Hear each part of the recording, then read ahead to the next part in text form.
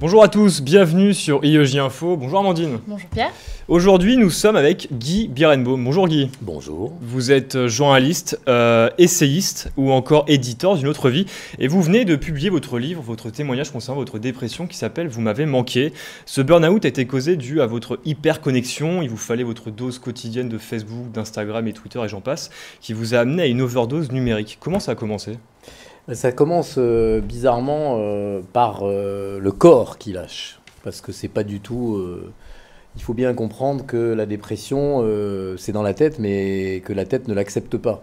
Donc ça s'est manifesté d'abord par des signes physiques, transpiration la nuit, mal de dos, mal de ventre, palpitations, et puis petit à petit, après tout un tas d'examens médicaux qui ne donnaient pas grand-chose, il a bien fallu se résoudre et finir par accepter que ça se passait ailleurs, c'est-à-dire très largement dans ma tête. Et le lien avec votre hyperconnexion s'est fait tout de suite ? Oui, dans un premier temps, le médecin généraliste diagnostique quelque chose qu'elle nomme un burn-out, mais on va découvrir après, en travaillant avec le psychiatre, psychanalyste, que c'est un peu plus compliqué que ça et qu'au-delà de l'hyperconnexion, il y a d'autres choses, d'autres valises et d'autres cadavres dans les placards. Et votre hyperconnexion était due à votre addiction pour l'information ou à votre narcissisme ? Les deux, mon capitaine. L'addiction, elle est liée au métier. Donc il est vrai que c'est largement professionnel, mais en même temps, je courais 7 km par jour depuis 7 ans. Et ça, pour le coup, c'est pas lié ni à mon métier, ni à quoi que ce soit d'autre. Donc tous les comportements excessifs sont liés effectivement à une part de narcissisme probablement, et puis aussi à un mal-être plus général qui fait que ça vous entraîne à avoir des comportements pas forcément conformes à ceux qu'ils devraient être.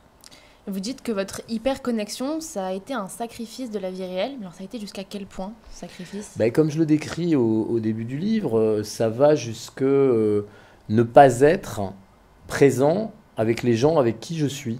En vrai, voilà, quand j'accompagne mes filles à l'école, j'écoute la matinale d'Europe 1 dans l'oreille gauche, Bruce Toussaint et mes petits camarades. Je tweete et j'envoie des SMS aux mêmes. Et en fait, pendant ces 10 minutes où je pourrais profiter de ces 10 minutes, puisque je viens de rentrer de la radio pour vraiment accompagner, le mot accompagner, c'est un mot important. Et je pense que ma femme me parle, je pense que mes filles me disent des trucs, et moi je suis déjà reparti dans l'autre sens et toujours connecté. Et puis après, je me remets à bosser pour la suite de mon programme assez dément. Donc voilà, ça c'est un exemple précis, la descente et la montée de l'escalier sans s'en rendre compte.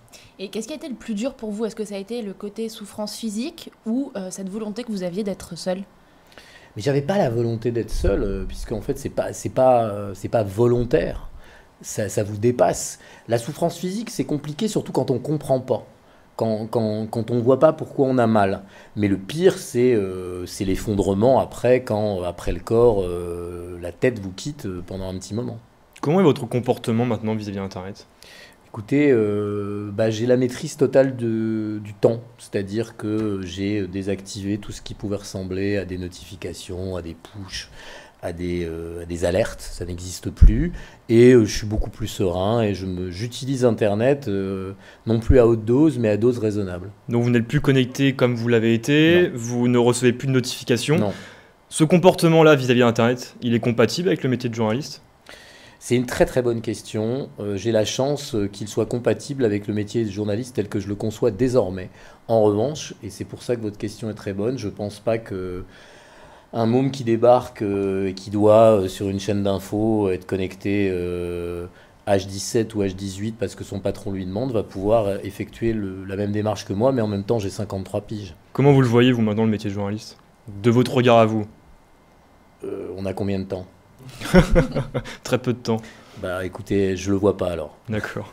C'est un métier dangereux, le métier de journaliste ? C'est un métier dangereux pour les gens qui prennent des risques sur le terrain. C'est pas un métier dangereux parce qu'on est confronté à des problèmes personnels.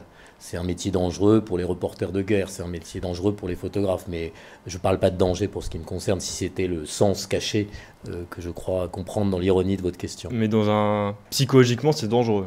C'est ça ma question. Physiquement, ça l'est pour certains. Ça peut être psychologiquement dangereux si on ne met pas les wagons au bon endroit et si on se confond soi-même avec la locomotive de l'info qui ne s'arrête jamais.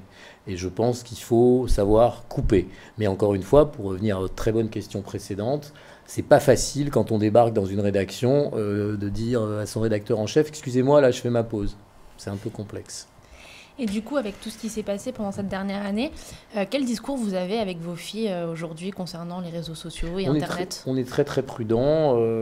Ma plus grande fille, elle est uniquement sur Instagram. Les autres, elles sont trop petites. Et je contrôle assez sévèrement le temps passé devant les écrans parce que je pense que c'est du temps parfois qui pourrait être consacré à des activités un peu plus éclairantes que la balade permanente dans l'infini du web. Et est-ce que la souffrance physique dont on parlait un petit peu plus tôt et du coup le besoin d'être seul, parce que c'était quelque chose qu'on vous ne pouviez pas forcément contrôler, est-ce que ça vous a amené à penser à la mort ? Jamais. Jamais. Non, jamais. Sincèrement, j'ai jamais été... même dans les moments les plus désagréables, où j'étais au fond du lit avec l'incapacité à me mouvoir et à m'émouvoir, jamais, sans doute parce que voilà, c'est un problème de nature. Hein. Je suis pas comme ça. J'ai jamais pensé à ça. Je me disais juste, c'est étrange. C'est une sale situation, mais jamais, honnêtement, jamais. Et justement, avec donc du coup le recul que vous avez aujourd'hui et la vision globale de par votre métier de journaliste, est-ce que vous pensez qu'on est tous, quelle que soit notre profession, amenés à ça, à faire un burn-out Internet ? Ah oui, c'est pas du tout une maladie journalistique. Je reçois des témoignages tous les jours de gens qui exercent tout à fait d'autres métiers. Et je pense que la dépression, finalement, si on arrive à la dépasser, comme je pense être en train de parvenir à la dépasser, ça peut finalement être le bon moment, celui où on se retrouve en face de soi et où on règle ses comptes avec soi-même. Donc c'est pas si mal. Merci Guy Birenbaum d'avoir accepté notre invitation. Je le rappelle, vous êtes l'auteur du livre « Vous m'avez manqué » aux éditions Les Arènes et on peut vous retrouver tous les matins du lundi au vendredi sur France Info à 7h55. Merci beaucoup.